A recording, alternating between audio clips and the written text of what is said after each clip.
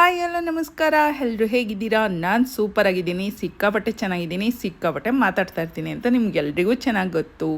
ಹಾಗೆ ಇವತ್ತು ಸಿಕ್ಕಾಪಟ್ಟೆ ರೆಡಿಯಾಗಿ ಎಲ್ಲಿಗೆ ಹೋಗ್ತಾ ಇದ್ದೀನಿ. ಸಿಕ್ಕಾಪಟ್ಟೆ ಅಂತ ಏನೂ ಹೇಳೋಕ್ಕಾಗಲ್ಲ. ಈಗಿನ ಕಾಲದ ಹೆಣ್ಮಕ್ಳಿಗೆ ಸೀರೆ ಉಟ್ಕೊಳೋದು ಅಂದರೆ ಸಿಕ್ಕಾಪಟ್ಟೆ ರೆಡಿ ಅಂತಲೇ ಹೇಳ್ಬೋದು ಅಲ್ವಾ?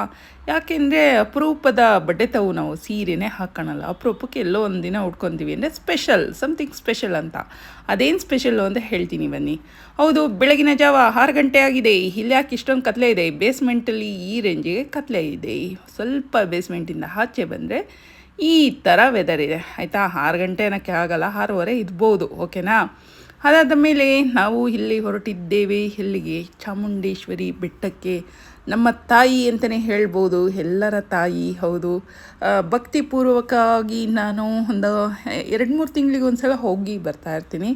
ಯಾಕೆ ಅಂದರೆ ತುಂಬಾ ಇಷ್ಟ ನನಗೆ ಆ ದೇವಸ್ಥಾನ. ಹಾಗೆ ಮುಂದೆ ವರ್ಷೋಣ ಬನ್ನಿ. ನಾವು ಬೆಳಿಗ್ಗೆ ಅರ್ಲಿ ಮಾರ್ನಿಂಗ್ ಎದ್ದು ಹೋಗುವಂಥ ಪ್ಲ್ಯಾನ್ನ ಮಾಡ್ಕೊಂಡ್ವಿ. ಬೆಳಿಗ್ಗೆ 5 ಗಂಟೆಗೆ ಹೋಗೋಣ, ಇಲ್ಲಿಂದ ಮನೆ ಬಿಡೋಣ ಅಂತ ಅಂದ್ಕೊಂಡಿದ್ವಿ. ಆದರೂ ನಾವು ಹಿಂಗಾಡ್ಕೊಂಡು ಸ್ವಲ್ಪ ಟೈಮ್ ಮಾಡ್ಕೊಂಡ್ವೇ ಬಿಟ್ವಿ. ಯಾಕೆ ಅಂದರೆ ನಮ್ಮ ಮನೇಲಿ ಯಾರು ಟೈಮಿಗೆ ಕರೆಕ್ಟಾಗಿ ಹೊರಡಲ್ಲ. ಇಲ್ಲಿ ನೋಡಿ, ಒಂದು ಒದ್ದಾಡ್ತೈತೆ, ಇನ್ನೊಂದು ಬಿದ್ದೋಗೈತೆ ಅಂತ ಹೇಳ್ಬೋದು. ನೋಡಿ ಅಲ್ಲಿ ಆ ಥರ ಬಿದ್ದೋಗೈತೆ. ಇಲ್ಲಿ ಒಬ್ಬರು ನೀರು ಕುಡಿತವ್ರೆ ಕಾರ್ ಓಡಿಸಿ. ಫೈನಲಿ ನನಗೂ ಸ್ವಲ್ಪ ನಿದ್ದೆ ಮಾಡಿ ಎದ್ದು ಒಂದು ಕಡೆ ತಿಂಡಿ ತಿನ್ನೋಣ ಅಂತ ಕಾರ್ ನಿಲ್ಲಿಸಿದ್ವಿ. ಇವಾಗ ಒಂದು ಟೈಗರು, ಸಿಂಹ, ಹುಲಿ ಎಲ್ಲನೂ ತೋರಿಸ್ತೀನಿ ನೋಡಿ ಹೆಂಗಾಡುತ್ತೆ ಅಂತ. ಇಲ್ಲಿ ನೋಡಿ, ಇವಾಗ ಮುಸುಳಿ ನೋಡಿಕೊಂಡೆ ನಿಮ್ಗೆ ಅರ್ಥ ಆಗುತ್ತೆ ಹೆಂಗಾಡ್ತಿದೆ ಅಂತ. ಹೌದು, ಅವ್ನು ನಿದ್ದೆಯಿಂದ ಎದ್ದಿದ್ದ. ಕ್ಯಾಮ್ರಾ ಯಾಕೆ ಯಾವಾಗೂ ಏನಕ್ಕೆ ನನ್ನೇ ಶೂಟ್ ಮಾಡ್ತೀರಾ ಅಂತ ನಂಗೆ ಗುರ್ರ ಅಂತ ಇದ್ದಾನೆ. ಓಕೆ, ನಾನು ಏನು ಆರ್ಡ್ರ್ ಮಾಡಿದ್ದೆ ಅಂತ ನಿಮ್ಗೆ ಆಲ್ರೆಡಿ ಗೊತ್ತಾಗಿದೆ. ಇಡ್ಲಿ, ಸಾಂಬಾರ್ ಆ್ಯಂಡ್ ವಡಾ. ಇದು ನನ್ನ ಫೇವ್ರೆಟ್ ಅಂತ ಹೇಳ್ಬೋದು. ನಂದು ಒಬ್ಳದೇ ಸದ್ಯಕ್ಕೆ ಬಂದಿತ್ತು. ನಾವು ಬಿಸಿ ಬಿಸಿ ತಿನ್ಕೊಂಬಿಡೋಣ, ನೀವು ಕುತ್ಕೊಂಡು ವಿಡಿಯೋ ಮಾಡಿರಲ್ಲ ಅಂತ ಹೇಳ್ಬಿಟ್ಟು ಮೊಬೈಲ್ ಕೊಟ್ಬಿಟ್ಟು ನಾವು ಸ್ಟೈಲಾಗಿ ತಿಂತಾಯಿದ್ವಿ. ನೀವು ಇದೇ ತೊಗೋಬೋದಿತ್ತು. ದೋಸೆದೇ ಹೇಳ್ಬಿಟ್ಟು ಇಷ್ಟೊತ್ತು ಕಾಯೋ ಬದಲು ಇಡ್ಲಿ ತೊಗೊಂಡು ಬಿಸಿ ಬಿಸಿ ತಿನ್ಬೋದಿತ್ತಲ್ವಾ ಅಂತ ಡೈಲಾಗ್ ಹೊಡ್ಕೊಂಡು ಓಕೆ ತಿನ್ನುವುದನ್ನು ಸ್ಟಾರ್ಟ್ ಮಾಡಿದ್ವಿ. ಇಲ್ಲಿ ನೋಡಿ, ಆ ದೋಸೆ, ಈ ದೋಸೆ, ಈ ದೋಸೆ, ಆ ದೋಸೆ ಅಂತ ಯಾವುದ್ಯಾವುದೋ ಒಂದೊಂದು ದೋಸೆ ತೊಗೊಂಡು ತಿಂತಾವೆ. ನಾನೆಂತ ತೊಗೊಂಡಿದ್ದು 2 ಇಡ್ಲಿ 1 ವಡಾ ಅಂತ ಹೇಳ್ಕೊಬೋದು. ಟ್ರಾವೆಲ್ನಲ್ಲಿ ಆಚೆ ತಿನ್ನೋದೊಂದು ಏನು ಕೆಟ್ಟ ಅಭ್ಯಾಸ ಇದ್ರೂ ಏನೂ ಮಾಡೋಕ್ಕಾಗಲ್ಲ. ನಮ್ಮ ಹೊಟ್ಟೆ ಪಾಡಿಗೆ ತಿನ್ನಲೇಬೇಕಾಗುತ್ತೆ. ಬಿಸಿ ಬಿಸಿ ಕಾಫಿ ನಾನು ಕುಡಿನಿಲ್ಲ, ಕುಡಿಯೋರೆಲ್ಲ ಕುಡಿದ್ರು. ಫೈನಲಿ ಬ್ರೇಕ್ಫಾಸ್ಟ್ ಎಲ್ಲ ತಿಂದ್ಕೊಂಡು ಮತ್ತೆ ನಮ್ಮ ಪಯಣವನ್ನು ಶುರು ಮಾಡ್ಕೊಳ್ಳೋಣ ಅಂತ ನಾವು ಹೊರಟಿದ್ದೀವಿ. ನನ್ನ ಮಗ ನೋಡಿ, ಆವಾಗಲೇ ಟೈಗರ್ ಲಯನ್ ಆಗಿದ್ದವನು ಹೀಗೆ ಹೆಂಗೆ ಪಿಳ್ಳೆ ಪಿಸ್ಕ ಅಂತ ಬರ್ತಾ ಇದ್ದಾನೆ ನನ್ನ ಜೊತೆಲಿ. ಅಷ್ಟೇ ಇವೆಲ್ಲ ಅಷ್ಟೇ, ನಿದ್ದೆ ಇದ್ದಾಗ ಮಾತ್ರ ಆ ರೇಂಜು, ಅದೆಲ್ಲ ಮುಗಿದ ಮೇಲೆ ಯಾವ ರೇಂಜು ಇಲ್ಲ ಆಯಿತಾ, 0 ಅಂತ ಹೇಳ್ಬೋದು. ಹಾಗೆ ಬ್ರೇಕ್ಫಾಸ್ಟ್ ಎಲ್ಲ ಮುಗಿದಿತ್ತು. ನೋಡಿ ವೆದರ್ ಏನು ಸೂಪರಾಗಿದೆ ಅಂತ. ಅಂದರೆ ಮಳೆಗೆ ಮಳೆನೂ ಇಲ್ಲ, ಬಿಸಿಲಿಗೆ ಬಿಸಿಲು ಇಲ್ಲ, ಚಳಿಗೆ ಚಳಿನೂ ಇಲ್ಲ ಅಂತಾರಲ್ಲ, ಆ ರೇಂಜಿಗೆ ವೆದರ್ ಇತ್ತು. ಅದು ನೋಡೋದಕ್ಕೆ ಅಂದರೆ ಟ್ರಾವೆಲ್ ಮಾಡೋರಿಗಂತೂ ಸಿಕ್ಕಾಬಟ್ಟೆ ಚೆನ್ನಾಗಿತ್ತು. ಅದರಲ್ಲೂ ಇತ್ತೀಚೆಗಂತೂ ಏನು ಬೆಂಗಳೂರಿಂದ ಮೈಸೂರಿಗೆ ಹೋಗಿ ಬರೋದಂದರೆ ಒಂಥರ ಚೆನ್ನಾಗಿ ಅನಿಸುತ್ತೆ ಅಲ್ವಾ. ಹೈವೇ ಎಲ್ಲ ಚೆನ್ನಾಗಿ ಮಾಡಿದ್ದಾರೆ, ಹಂಗಾಗಿ ಸೂಪರಾಗಿ ಅನಿಸುತ್ತೆ. ಮತ್ತು ನಾವು ಎಂಟ್ರಿ ಕೊಟ್ವಿ ಮೈಸೂರಿಗೆ. ಹೌದು, ನಾವು ಹೋದರೆ ಏನಂತಾರೆ, ತುಂಬಾ ಮೈ ರೋಮಾಂಚನ ಅಂತಾರಲ್ಲ, ಈ ಎಂಟ್ರಿಯಿಂದನೇ ಸ್ಟಾರ್ಟ್ ಆಗಿಬಿಡುತ್ತೆ ನಮಗೆ.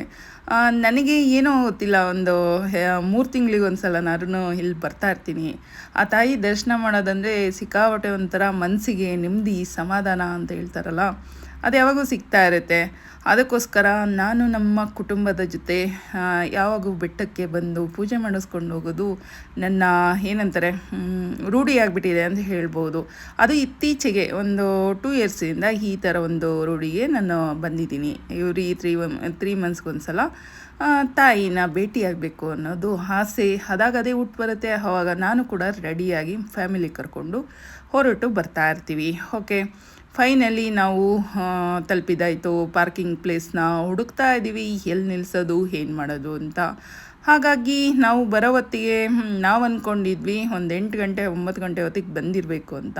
ನಾವು ಅಂದ್ಕೊಂಡಂಗೆ ಏನೂ ಆಗಲ್ವಲ್ಲ, 11 ಗಂಟೆ ಆಗೋಯಿತು. ಹಾಗೆ ಇಲ್ಲಿ ಏನು ಅಂತಾರೆ, ಅಂಗಡಿ ಬೀದಿನಲ್ಲಿ ಏನು ಪಾರ್ಕಿಂಗ್ ಪ್ಲೇಸಿಂದ ಅಂಗಡಿ ಬೀದಿನಲ್ಲಿ ನಡೀತಿದ್ರೆ ಅದೊಂಥರ ಚೆಂದ ಅಲ್ವಾ, ಕಲರ್ಫುಲ್ಲಾಗಿ ಆ ಕಡೆ ಈ ಕಡೆ ಎಲ್ಲ ನೋಡಿಕೊಂಡು ಹೋಗೋದಕ್ಕೆ. ಇದೊಂದೇ ಬೆಟ್ಟದಲ್ಲಷ್ಟೇ ಈ ಥರ ಸಿಗುತ್ತೆ ಅಂತ ಹೇಳ್ಬೋದು. ಸುತ್ತಮುತ್ತ ನೋಡಿಕೊಂಡು ಒಂಥರ ಕಲರ್ಫುಲ್ಲಾಗಿರುತ್ತೆ. ಈ ಥರ ಎಲ್ಲ ಪುಟ್ಟ ಅಂಗಡಿಗಳು ನೋಡಿಕೊಂಡು ಅಲ್ಲಿರೋದೆಲ್ಲ ಏನು ಒಂದು ಪುಟ್ಟದಾಗಿ ಆಲೋಚನೆ ಮಾಡೋರಿಗೆ ಏನು ಬದುಕೆ ಚೆಂದ, ಬಣ್ಣ ಬಣ್ಣದ ಬದುಕು ಅಂತೀವಲ್ಲ, ಆ ಥರ ಇಷ್ಟಪಡೋರಿಗೆ, ನನ್ನಂಥವ್ರಿಗೆ ಈ ಥರದ್ದೆಲ್ಲ ಚೆಂದ ಅಂತ ಅನಿಸುತ್ತೆ ಅಲ್ವಾ. ಕಲರ್ಫುಲ್ಲಾಗಿ ಯಾರ ಬದುಕು ಇರಲ್ಲ, ನಾವೇ ಕಲರ್ಫುಲ್ ಮಾಡ್ಕೊಬೇಕು. ಇರೋ ಜೀವನನ ಎಷ್ಟು ಚೆನ್ನಾಗಿ ಯೂಸ್ ಮಾಡ್ಕೊತೀವೋ ಅವರೇ ಬದುವಂತರು ನನ್ನ ಪ್ರಕಾರ. ಸಮೀಪ ಬಂದಾಯಿತು ನಾವು. ನೋಡಿ, ಅಲ್ಲಿಂದ ದೇವಸ್ಥಾನ ನೋಡೋದಕ್ಕೆ, ಆ ಗೋಪುರ ನೋಡೋದಕ್ಕೆ ಎಷ್ಟೋ ತುಂಬಾ ಖುಷಿ ಅಂತ ಅನಿಸುತ್ತೆ, ಮನಸ್ಸಿಗೇನೋ ನೆಮ್ಮದಿ ಅಂತ ಅನಿಸುತ್ತೆ. ಏನಂತಂದರೆ ಈ ಧ್ಯಾನ ಮಾಡೋದು, ದೇವ್ರ ಧ್ಯಾನ ಮಾಡೋದು ಎಲ್ಲರಿಗೂ ಬರಲ್ಲ ಅಂತ ಹೇಳ್ತಾರೆ, ಹೌದಾ.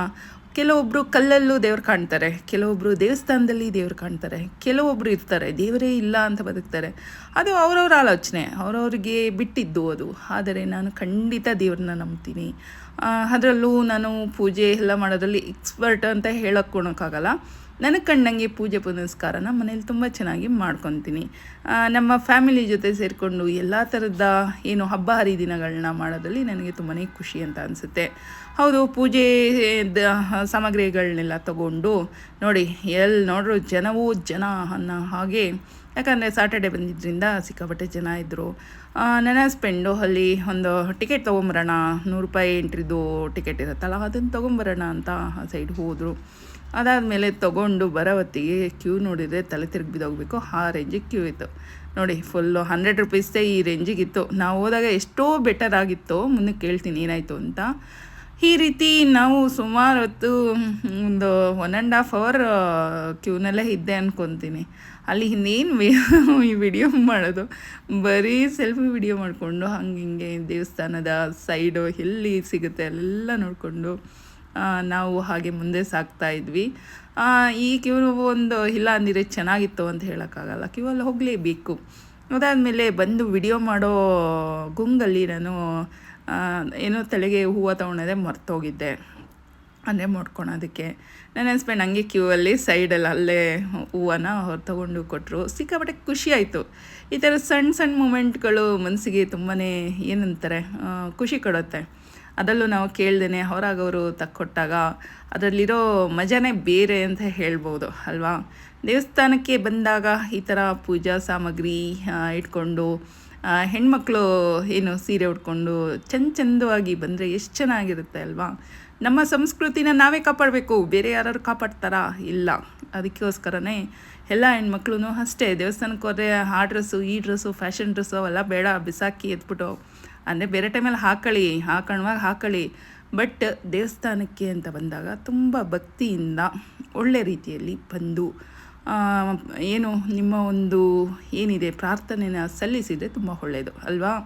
ಹಾಗೆ ₹100 ಟಿಕೆಟ್ ತೊಗೊಂಡಿದ್ದರಿಂದ ಹೋಗ್ತಾನೆ ಲಡ್ಡು ಕೊಟ್ಟರು. ಅದಾದಮೇಲೆ ತಂದಿದ್ದ ಏನು ಪೂಜಾ ಬುಟ್ಟಿನಲ್ಲಿ ತೆಂಗಿನಕಾಯಿ ಇತ್ತು, ಅದನ್ನು ಒಡಿಸ್ಕೊಂಡು ಹಾಗೆ ಮುಂದೆ ಸಾಕ್ತಾ ಇದ್ವಿ. ದೇವಸ್ಥಾನಕ್ಕೆ ನೀವು ಆಲ್ಮೋಸ್ಟ್ ಎಲ್ಲರೂ ಹೋಗಿರ್ತೀರ ಅಲ್ವಾ. ಏನು ಸ್ಪೆಷಲ್, ನಂದೇನು ಸ್ಪೆಷಲ್ ಅಂತ ಇಲ್ಲ, ಬಟ್ ಇದು ಒಂದು ವಿಡಿಯೋ ನನ್ನದು ಕೂಡ ಇರಲಿ ಅಂತ ಈ ವಿಡಿಯೋನ ನಾನು ಹಾಕ್ತಾಯಿದ್ದೀನಿ. ದಯವಿಟ್ಟು ಲೈಕ್ ಮಾಡಿ, ಕಮೆಂಟ್ ಮಾಡಿ ಅಂತ ಕೇಳಿಕೊಂಡು ಮುಂದೆ ಬರೆಯೋಣ ಬನ್ನಿ. ಇನ್ನೂ ಸ್ವಲ್ಪ ವಿಡಿಯೋ ಇದೆ, ಇಷ್ಟು ಬೇಗ ಮುಗಿಸ್ತಾ ಇಲ್ಲ, ಓಕೆನಾ. ದೇವಸ್ಥಾನದ ಒಳಗಡೆ ಎಲ್ಲ ದರ್ಶನ ಆದಮೇಲೆ ಫ್ಯಾಮಿಲಿ ಜೊತೆ ಒಂದು 2 ನಿಮಿಷ ಅಲ್ಲಿ ಕೂತ್ಕೊಂಡಿದ್ವಿ.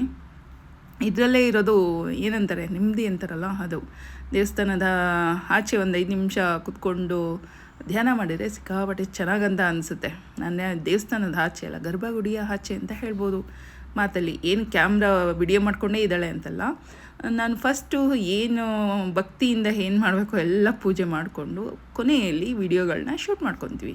ಅದು ಯಾರಿಗೂ ಅರ್ಥ ಆಗೋಲ್ಲ, ಅಲ್ಲೋದ್ರೂ ಬರೀ ವಿಡಿಯೋ ಮಾಡ್ಕೊಂಡು ಬಿದ್ದವಳೆ ಅಂತ ಎಷ್ಟೊಂದು ಜನ ಬೈಕೊತಾರೆ ಆಯಿತಾ. ಇಲ್ಲಿ ಎಲ್ಲ ಕಡೆನೂ ಬಂದು ಇದು ಗೊತ್ತಲ್ಲ ನಿಮಗೆ, ಏನಂತಾರೆ ಇದು ಉತ್ಸವ ಮೂರ್ತಿ ಅಂದ್ಕೊತೀನಿ, ಅದನ್ನು ನೋಡಿಕೊಂಡು ಅದಕ್ಕೊಂದು ನಮಸ್ಕಾರ ಹಾಕ್ಕೊಂಡು ಆಚೆ ಹಾಗೆ ಎಲ್ಲ ಕಡೆ ಬರ್ತಾಯಿದ್ವಿ. ಎಲ್ಲನೂ ಪೂಜೆ ಮಾಡಿಸ್ಕೊಂಡು ಆಚೆ ಬರೋ ಹೊತ್ತಿಗೆ ಬಂದು ನೋಡಿದರೆ ಈ ರೇಂಜಿಗೆ ಕ್ಯೂ ನಿಂತಿತ್ತು. ಭಯಂಕರವಾದ ಕ್ಯೂ ಅಂತ ಹೇಳ್ಬೋದು. ಯಪ್ಪ, ನಾವೇ ಬಚಾವಾದ್ವಿ ಬೇಗ ಬಂದುಬಿಟ್ಟು ಅಂತ ಅನ್ನಿಸ್ತು. ಯಾಕಂದರೆ ಅದೆಲ್ಲ ₹100 ಕ್ಯೂದು ನೀವು ನೋಡ್ತಾ ಇರೋದು, ಅಷ್ಟು ಹೆವಿ ಇತ್ತು ಅಂತ ಹೇಳ್ಬೋದು. ನನ್ನ ಮಗ ಇಲ್ಲಿ ಚಪ್ಪಲಿಯನ್ನು ಹುಡುಕುತ್ತಾ ಇದ್ದಾನೆ ಅಂತ ಹೇಳ್ಬೋದು. ಹಾಗೆ ಫೈನಲಿ ನಾವು ಆಚೆ ಬರೋ ಹೊತ್ತಿಗೆ ಸಿಕ್ಕಾಪಟ್ಟೆ ಸುಸ್ತಾಗಿತ್ತು. ನೀರು ಕುಡಿಯೋದಕ್ಕೆ ನೀರು ಕೂಡ ಇರಲಿಲ್ಲ. ಹಾಗೆ ಒಂದು 2-2.5 ಅವರ್ ಆಯಿತು ಅಂದ್ಕೊತೀನಿ. ಅದಾದಮೇಲೆ ನೀರು ಕುಡಿತಾಯಿದ್ರೆ ನೀರು ಕುಡಿಯೋಕ್ಕೂ ವಿಡಿಯೋ ಬೇಕಾ ಅಂತ ಅದು ಇದು ಅಂತ ಎಲ್ಲ ರೇಗಿಸ್ತಾಯಿದ್ರು. ಇದು ಮಾಡಿ ಏನು ಮಾಡಿದ್ರೆ ನಿಮ್ಗೆ ಗಂಟಾಗುತ್ತಾ, ಮುಚ್ಕೊಂಡು ಮಾಡ್ರೋ ಅಂತ ನಾವು ಡೈಲಾಗ್ ಹೊಡ್ಕೊಂಡು ವಿಡಿಯೋ ಮಾಡಿಸ್ಕೊತಾ ಇದ್ವಿ. ಹಾಗೇ ನೀರು ಕುಡಿಯೋರು ವಿಡಿಯೋನೂ ಕೂಡ ನಾವು ಕೂಡ ಮಾಡ್ತಾಯಿದ್ವಿ, ನಾವೇನು ಕಮ್ಮಿನಾ. ಹಂಗೆ ಹಿಂಗೆ ಫೈನಲಿ 1 ನಿಮಿಷದಲ್ಲಿ ಒಂದು ಬಾಟಲ್ ನೀರನ್ನ ಖಾಲಿ ಮಾಡಿಬಿಟ್ಟು ನಾವು ಏನಂತಾರೆ ದೇವಸ್ಥಾನದಿಂದ ಹೊರಡುವ ಸಮಯ ಆಗಿತ್ತು. ಹಾಗಾಗಿ ಅಲ್ಲಿ ಸುತ್ಕೊಂಡು ಎಲ್ಲೂ ಸುತ್ತಕ್ಕೆ ಹೋಗ್ಲಿಲ್ಲ. ಮೈಸೂರು ಬೆಟ್ಟ ನೋಡ್ಕೊಂಡ್ವಿ, ನೀಟಾಗಿ ಪೂಜೆ ಮಾಡ್ಕೊಂಡ್ವಿ, ಎಲ್ಲ ಮುಗಿಸ್ಕೊಂಡು ಮತ್ತೆ ಕಾರ್ ಹತ್ರ ರಿಟರ್ನು ಬರ್ತಾ ಇದ್ದೀವಿ ಅಂತ ಹೇಳ್ಬೋದು. ಯಾವ ರೋಡಿಂದ ಬಂದ್ವಿ, ಅದೇ ರೋಡಿಂದ ಅಂಗಡಿ ಮುಂಗಟ್ಟುಗಳಿರ್ತಾವಲ್ಲ ಅದೇ ರೋಡಿಂದ ವಾಪಸ್ಸು ಬರ್ತಾಯಿದ್ವಿ. ಇಲ್ಲಿ ನನ್ನ ಮಗ ಅದು ಬೇಕು ಇದು ಬೇಕು ಅಂದ, ನಡಿಯಲ್ಲಿ ಏನು ಕೊಡ್ಸಲ್ಲ ಅಂತ ನಾನಂದರೆ ಇವರಪ್ಪ ಏನು ಬೇಕು ತಗೋ ಅಂತೇಳ್ಬಿಟ್ಟು ಹೇಳ್ಕೊಂಡು ಹೋಗಿದ್ದು. ಈ ಅಪ್ಪದಿರು ಇದ್ದಾರಲ್ಲ, ಮಕ್ಕಳನ್ನ ಹಾಳು ಮಾಡೋದೇ ಅವರು. ನಮ್ಮಂಥವ್ರನ್ನ ವಿಲನ್ ಬೇರೆ ಮಾಡ್ತಾರೆ, ಏನು ಮಾಡೋದು. ಆದ್ರೂ ನಾನು ನಿಂತ್ಕೊಂಡು ವೆಯ್ಟ್ ಮಾಡ್ತಾಯಿದ್ದೀನಿ. ಮನೇಲಿರೋ ಟಾಯ್ಸ್ನೆಲ್ಲ ನಿಮ್ಮ ತಲೆ ಮೇಲೆ ಸುರಿತೀನಿ, ತೊಗೊಳ್ಳಿ ಏನು ಮಾಡ್ತೀರಾ ಅಂತೇಳ್ಬಿಟ್ಟು. ಎಷ್ಟು ಬಂದ ಕಡೆ ಎಲ್ಲ ತೊಗೊಂಡು ಹಾಕ್ತೀರಾ ಕಸಗಳ ಥರ ಅಂಥೇಳ್ಬಿಟ್ಟು ಏನೇನೋ ಮಾತಾಡಿಕೊಂಡು ನಿಂತ್ಕೊಂಡಿದ್ವಿ ಅಂತ ಹೇಳ್ಬೋದು. ಇಲ್ಲಿ ಯಾವುದೋ ಒಂದು ಏನಂತಾರೆ ಡಮ್ಮಿ ಹಾವು ಅಂತ ಹೇಳ್ತಾರಲ್ಲ, ಡಮ್ಮಿ ಹಾವನ್ನ ಇಟ್ಬಿಟ್ಟು ಸ್ವಲ್ಪ ಭಯಪಡಿಸೋಣ ವಿಡಿಯೋ ಮಾಡಿಕೊಂಡು ಅಂತಂದರೆ ನನ್ನ ಮಗ ಒಂಚೂರು ಎದ್ರನಿಲ್ಲ. ಫುಲ್ಲು ನಂಗೆ ಗೊತ್ತಿತ್ತು ಮೊದಲೇ ನೀವು ಹಿಂಗೆ ಮಾಡ್ತೀರಾ ಅಂತ, ನನಗೆ ಡೌ ಮಾಡಿಬಿಟ್ಟ.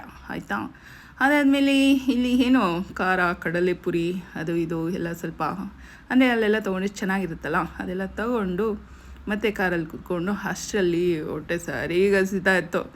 ಅಪ್ಪ ಹೋದರೆ ಸಾಕು, ಟ್ರಾವೆಲ್ ಶುರು ಆದರೆ ಸಾಕು ಅನ್ನಂಗೆ ಆಗಿತ್ತು.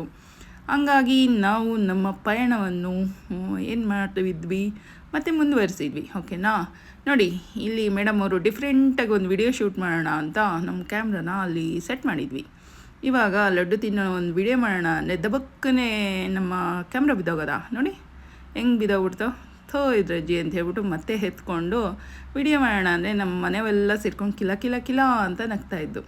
ಹಾಗೆ ಫೈನಲಾಗಿ ಲಡ್ಡು ತಿನ್ನೋಕ್ಕೆ ಸೂಪರಾಗಿತ್ತು. ಯಾಕಂದರೆ ಹೊಟ್ಟೆನೋ ಸೀತಾ ಇತ್ತಲ್ಲ, ಹಂಗೆ ಲಡ್ಡು ಮತ್ತೆ ಇನ್ನೊಂದು ಸಲ ಸೆಟ್ ಮಾಡಿದೆ. ನೀವು ನಕ್ಕಿದ್ದೀರಾ ಅಲ್ವಾ, ನಾನು ಮತ್ತೆ ಮಾಡ್ತೀನಿ ಅಂತ. ಅದು ಬಿದ್ದೋಯ್ತು. ವಾ ಅಂದ್ಕೊಂಡು ನಮಗೆ ನಾವೇ ಶಬ್ಬಾಷ್ ಮಗಳೇ ಅಂದ್ಕೊಂಡು ಮತ್ತು ಸಿಕ್ಕಿದ ಒಂಚೂರು ಲಡ್ಡುನ ಬಾಯಿಗೆ ಹಾಕ್ಕೊಂಡು ನಡೀರಿ ಫಸ್ಟ್ ಒಂದು ಒಳ್ಳೆ ಹೋಟ್ಲು ಕಡೆ ನಿಲ್ಲಿಸೋಣ ಅಂಥೇಳಿ ಫ್ಯಾಮಿಲಿ ಜೊತೆ ಹಿಂಗೆ ಕತೆ ಕಾದಂಬರಿ ಮಾತಾಡಿಕೊಂಡು ನಕ್ಕೊಂಡು ಇದೇ ಸಮಯಗಳನ್ನ ಕಳಿಬೇಕು. ಯಾಕಂದರೆ ಸಂಸಾರದಲ್ಲಿ ಏನು ಎಷ್ಟು ಚೆನ್ನಾಗಿ ಮಾತಾಡ್ಕೊಂಡಿರ್ತೀರೋ ಅಷ್ಟು ನಿಮ್ಮ ಸಂಸಾರ ತುಂಬ ಖುಷಿಕರವಾಗಿ ಸಾಗುತ್ತದೆ ಅಲ್ವಾ. ನೋಡಿ, ಈ ಥರದ್ದೆಲ್ಲ ನಂಗೆ ಸಿಕ್ಕಾಪಟ್ಟೆ ಇಷ್ಟ. ನೇಚರ್ ಅಂದರೆ ಪ್ರಾಣ ಅಂತ ಹೇಳ್ತಾರಲ್ಲ, ಈ ಥರದ್ದೇ ಶೂಟ್ ಜಾಸ್ತಿ ಮಾಡ್ತಾಯಿರ್ತೀನಿ. ಇದರಲ್ಲೆಲ್ಲ ಏನಂತಾರೆ, ಪ್ರಕೃತಿ ದೇವತೆಯನ್ನು ನೋಡಲು ತುಂಬಾ ಖುಷಿ ಅಂತ ಅನಿಸುತ್ತೆ. ಆಯಿತಾ, ಬೆಟ್ಟದಲ್ಲಿ ಆ ದೇವರು ನೋಡಿದ ಮೇಲೆ ಸುತ್ತಮುತ್ತ ಪ್ರಕೃತಿ ದೇವತೆ ನೋಡ್ರಿ ಸಿಕ್ಕಾಪಟ್ಟೆ ಏನು ಮುದ ಅಂತ ಅಂತಾರಲ್ಲ, ಆ ಥರ ಮುದ ಆಗುತ್ತದೆ ಮನಸ್ಸಿಗೆ. ಫೈನಲಿ ಯಾವುದೋ ಒಂದು ಹಳ್ಳಿ ರಸ್ತೆ ತೊಗೊಂಡು ನಾವು ಬಂದ್ವಿ. ಯಾಕಂದರೆ ಟ್ರಾಫಿಕ್ ತಪ್ಪಿಸ್ಕೊಳೋದಕ್ಕೆ ಅಲ್ಲೊಂದು ಹೋಟೆಲ್ ಸಿಕ್ತು. ಫೈನಲಿ ಬನ್ನಿ ಊಟ ಮಾಡೋಣ ಅಂತ ಹೇಳ್ಬಿಟ್ಟು ಬರ್ತಾ ಇದ್ದೀವಿ. ಇಲ್ಲಿ ನನ್ನ ಮಗನ ಇಲ್ಲೂ ನಾನು ಬಿಡ್ತಾ ಇಲ್ಲ ಮಾಡಿ, ಅಲ್ಲಿ ನೋಡಿ ಅಲ್ಲಿ ಯಾವಾಗ ಕ್ಯಾಮ್ರಾ ಹಿಡ್ಕೊಂಬರ್ತೀರಾ ಅಂತ ಗುರ್ರ ಅಂತಿದ್ದಾನೆ. ಆದ್ರೂ ಬಾರಲ್ಲಿ ನಾಯಿ ಹಂಗೆ ಹಿಂಗೆ ಅಂತ ಬೈದ್ಬಿಟ್ಟು ಇನ್ನೂ ಉರಿಸ್ತಾ ಇದ್ದೀನಿ ಅವನಿಗೆ. ಈ ಥರ ತಾಯಿ ಎಲ್ಲರೂ ಇರಬೇಕು, ಎಲ್ಲ ಥರ ಇರಬೇಕು. ಫ್ರೆಂಡ್ಗೆ ಫ್ರೆಂಡ್ ಥರ ಇರಬೇಕು. ಏನಂತಾರೆ, ಎಲ್ಲನೂ ಕಲಿಸ್ಕೊಡೋ ಟೀಚರು ಆಗಬೇಕು. ಎಲ್ಲ ಥರ ಇರಬೇಕು ನನಗೆ, ಆವಾಗಲೇ ನನಗಿಷ್ಟ. ಆದರೂ ತರಲೆತನ ಜಾಸ್ತಿ ಇದೆ ಅಂತ ಹೇಳ್ಬೋದು ನನ್ನಲ್ಲಿ. ಓಕೆನಾ. ಅವನೇನು ಮಾಡ್ತಾನೆ, ಅದು ಡಬಲ್ ಆಡ್ತೀನಿ ಅಂತ ಹೇಳ್ಕೊಂಡು ಹೋಗ್ಬೋದು. ಓಕೆ, ಇಲ್ಲಿ ಇದ್ದು ಇವನು ನನ್ನ ಮಗ ಮಲಗಿ ಎದ್ದಿದ್ನಲ್ಲ, ಅವಾಗ ಫುಲ್ ಹ್ಯಾಪಿ ಮೂಡಲ್ಲಿ ಇದ್ದ. ಬರ್ಡ್ಸ್ ಎಲ್ಲ ಅವನು ಎದ್ದು ಒಂದು 5-10 ನಿಮಿಷ ಆಗಬೇಕು ಅವನು ಚಾರ್ಜ್ ಆಗೋದಕ್ಕೆ. ಆವಾಗ ನನ್ನ ರೇಂಜಿಗೆ ಕೋತಿ ಥರ ಆಡ್ತಿರ್ತಾನೆ. ಇಲ್ಲ ಅಂದರೆ ಮುಖ ಮೂತಿ ಸಿಂಡಿಸ್ಕೊಂಡು ಹೆಂಗೆ ಆಡ್ತಾನೆ ಅಂದರೆ ನಾಯಿಗಿಂತ ಕಡೆಯಾಗಿ ಆಡ್ತಾನೆ. ಏನು ಮಾಡೋಕ್ಕಾಗಲ್ಲ, ಮಕ್ಕಳು ಏಜ್ ಅಲ್ವಾ, ಇರಲಿ ಅಂತ ನಾವು ಮುಂದುವರಿದ್ವಿ. ಊಟ ಎಲ್ಲ ಮುಗಿಸ್ಕೊಂಡು ಫೈನಲಿ ಮನೆಗೆ ಹೊರಡೋ ಸಮಯ ಆಗಿತ್ತು. ಮಳೆ ಬರೋ ಥರ ಇತ್ತು. ನಡೀರಪ್ಪ ಬೇಗ ಮಳೆ ಸ್ಟಾರ್ಟ್ ಆಗುತ್ತೆ, ಹೋಗ್ಬಿಟ್ಟು ಸ್ವಲ್ಪ ಹೊತ್ತು ಮನೇಲಿ ಹೋಗ್ಬಿಟ್ಟು ನಿದ್ದೆ ಹೊಡಿಯೋಣ ಅಂತ ಹೇಳ್ತಾ ಇದ್ದೀನಿ. ನೀನು ಕುಂಭಕರ್ಣನ ತಂಗಿ ಅಂತ ಗೊತ್ತು, ಸ್ವಲ್ಪ ಹೊತ್ತು ವೆಯ್ಟ್ ಮಾಡು ಹೊರಡೋಣ ಅಂತ ಅವರು ಕೂಡ ಹೇಳ್ತಾ ಇದ್ದಾರೆ. ಇದು ನಾವು ಚಾಮುಂಡೇಶ್ವರಿ ಬೆಟ್ಟಕ್ಕೆ ಹೋಗಿ ಬಂದ ದಿನದ log. Thank you so much. ನೋಡಿದ್ದಕ್ಕೆ ಧನ್ಯವಾದಗಳು.